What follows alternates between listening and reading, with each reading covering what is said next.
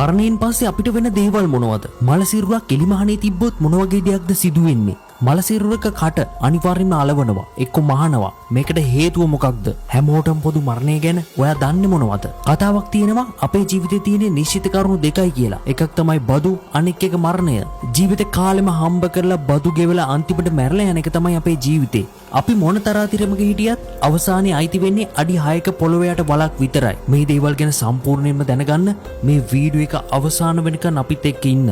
මරණින් මතු ජීවිතයක් ගැන කතා කරන්න කලින් අපි මරණයේ විද්‍යාත්මක පැත්ත ටිකක් බලමු. පුද්ගලයෙකු මිය යාමත් සමග ශරීරයේ යම් යම් දේවල් සිදු වෙනවා. ශරීරයේ පෙනහළු තවදුරටත් වාතය ආශ්වාස කරන්නේ නැහැ.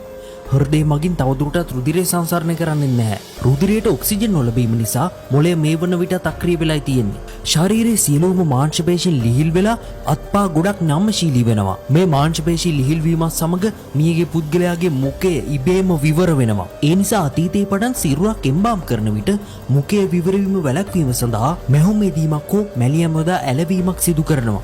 මෙමගින් මලසිරුරක බියජනක පෙනුමක් ඇතිවීම වළක්වනවා. මාංශ පේශී ලිහිල් වීම නිසා අත්පා ඉතා පහසුවෙන් සොලවන්න පුළුවන්. වක්‍ර ප්‍රධාන පේශි මගින් නවතාගෙන තිබූ මුත්‍රා සහ මල මේ මොහොතේ ඉබේම පිටවීමට පටන් ගන්නවා.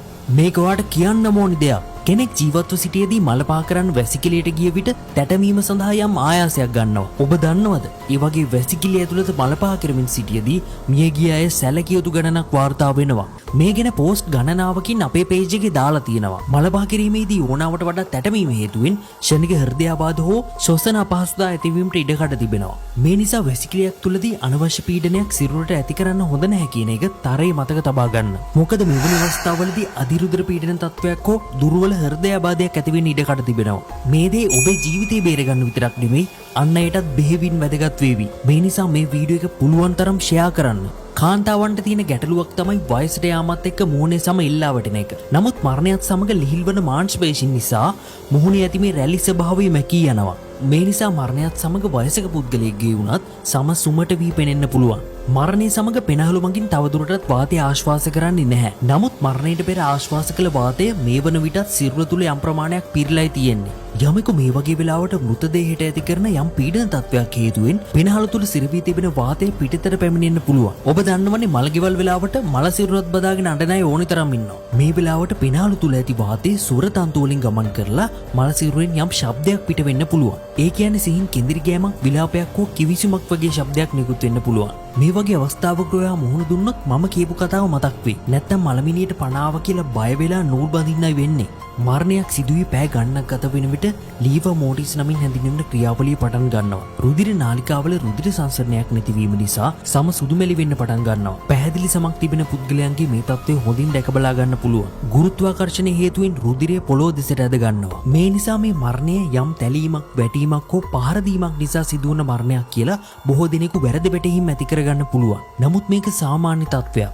මරණයෙන් පැය 3කට පමණ පසු සිරුරේ ඔක්සිජන් සහ බල සැපයුම් චක්‍ර අක්‍රියව ඇති නිසා මේ වෙලාවේ සිරුර තුල සිදුවන රසායනික ප්‍රතික්‍රියාවල ප්‍රතිඵලයක් විදිහට මාංශ පේශීවල ප්‍රෝටීන් සූත්‍රිකා සිරවි මුහුණේ දැඩි ස්වභාවයක් ගන්නවා. ඒ වගේම මුහුණේ මාංශ පේශීන් වල යම් විකෘතිතාවයක් වුණත් ඇති වෙන්න පුළුවන්. මේක මුහුණින් ආරම්භ වී ක්‍රමානුකූලව පාද දක්වා ගමන් කරනවා. මේ කාලය තුර පිරිමි මල සිරුරක නම් ලිංගේන්ද්‍රිය ප්‍රාණවත් වී ඇති බවක් පෙන්눔 කරන්න පුළුවන්. මරණයේ සිදුවී දින 2ක් පමණ ගත වන විට මාංශ පේශී පටක බිඳ වැටීම සහ දි รา පත් වීම ආරම්භ වී තිබීම නිසා ශරීරය නැවතත් ලිහිල් වෙන්න පටන් ගන්නවා. දින 3ක් ආරම්භ වන විට පාදවලින් ආරම්භ වෙලා මුහුණ දක්වාම මේ සියල්ලම ලිහිල් වෙනවා. මේ වගේ ශරීරයේ ලිහිල් වන අවස්ථාවක සිරුරේ ඇස් විවෘත වෙන්න පුළුවන්. ඉතින් මෙහෙම වෙලාවක මලගෙදර ඉන්න අනිත් මිනිස්සුන්ට වෙන දේ මම අමුතුවෙන් කියන්න ඕනේ නැහනේ.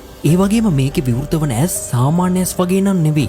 මේ ඇස්වල වර්ණය දැඩි කළු පැහැයක් ගන්නවා. මේක සිදුවෙන්නේ ඇස නිරන්තරයෙන්ම වාතයට නිරාවරණය වීම නිසා. මේ හේතුවෙන් මල සිරුරක භයානක ස්වරූපයක් ඇති වෙනවා. ඒ වගේම මේකේ ඇස් කළු පැහැති වීමත් සමග මේ තත්ත්වය තවත් භයානක වෙනවා. මේ නිසා සිරුරක් එම්බාම් කරන විට ඇස් වලට අයි කැප්ස් දමා ඇස් තදින් සහ ආරක්ෂිතව වසා දමනවා. මල සිරුරක ඇති භයානක බියකරු පෙනුම මෙමගින් සම්පූර්ණයෙන්ම නැති වී යනවා. ඒ වගේම ඔයා අහලා ඇති සමහර අය මිය ගියාට පස්සේ නියපොතු කොණ්ඩේ වගේ වැවුණා කියන කතා.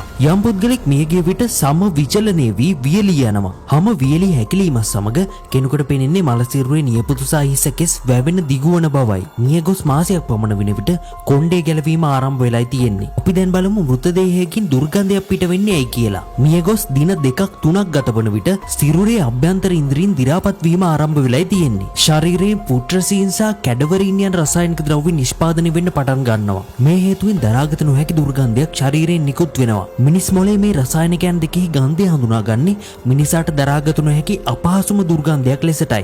ඒ වගේම බඩවැල් තුල ආහාර ජීර්ණයට සිටි බැක්ටීරියාවන්ට තවදුරටත් නඩත්තු වීමට හැකියාවක් නැහැ.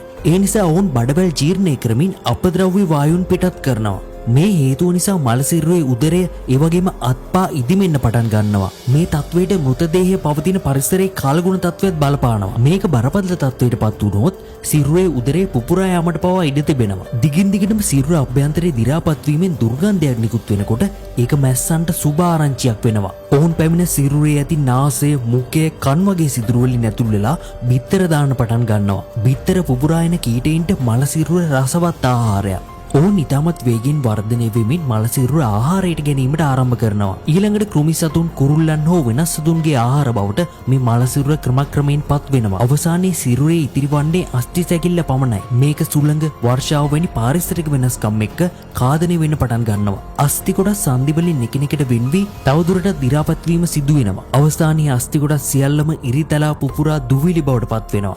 මේ සඳහා දශක ගණනාවක් හෝ වසර 100 ගණනක් වුණත් ගත වෙන්නට පුළුවන්. නමුත් මේ සියල්ලම සිදුවන්නේ සිරුර විවෘත පරිසරයක නිරාවරණය වී පැවතුනොත් පමණයි. ඒත් මිනි පෙට්ටියක තැන්පත් කරන ලද මෘතදේහයකට සිදුවෙන්නේ මේ ආකාරයෙන්ම සිදුවීම් පෙළක්ද? ඒ ගැන ඔයා දැනගන්න කැමති නම් මේ වීඩියෝට පහලින් කමෙන්ට් කරලා අපිට ඒ ගැන කියන්න. ගොඩ දෙනෙක් කමෙන්ට් කරොත් අපි ඒ ගැනත් වීඩියෝවක් ඔයා වෙනුවෙන් අරගෙන එන්න සූදානම්. අද වීඩියෝ එක ගැන ඔයාට හිතුණ දේවල් පහලින් කමෙන්ට් කරන්න. ඒ වගේම උඩ තියෙන නිල් පාට ෆලෝ බටන් එක ඔබලා අපිට සපෝට් කරන්න. එහෙනම් හෙටත් මේ වගේම දැනුම පිරුණු අමුතු වීඩියෝකින් හමු වෙමු. අපි ඔබගේ ආදරණීය අභිරහස් ගවේෂණය